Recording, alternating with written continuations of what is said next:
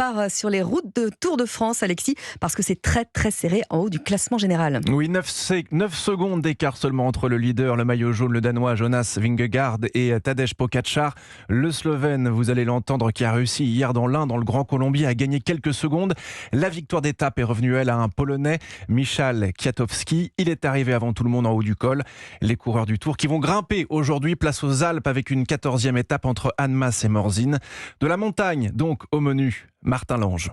Oui, 2 étapes relativement courtes mais très rythmées. Ça monte, ça descend, un terrain de jeu idéal pour une course de mouvement. Selon le français Romain Bardet, affaibli depuis quelques jours par une infection des bronches. Là, jusqu'à dimanche, il n'y aura pas de répit. Donc voilà, c'est vrai que là, on aura. Après, il restera bien sûr le chrono étape de la Loze, mais c'est vraiment là le cœur du Tour de France qui arrive.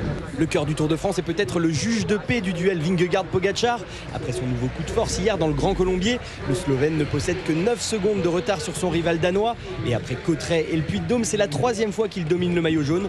Marc Madiot, le patron de l'équipe Groupama FDJ. 2 coureurs qui ont une jambe au-dessus de tout le monde, et un qui semble avoir une demi-jambe de plus que l'autre. Mentalement, Pogačar a pris un petit ascendant, mais pour un ascendant sur des sprints de 500 mètres, il va falloir voir comment il va enchaîner les cols sur une étape de montagne avec des enchaînements. Typiquement l'étape du jour avec 5 cols au programme, dont le terrible col de Jouplane à 12 km seulement de l'arrivée. Martin Lange pour Europe 1 et cette 14e étape du Tour de France 2023, bien les coureurs devront parcourir 152 km.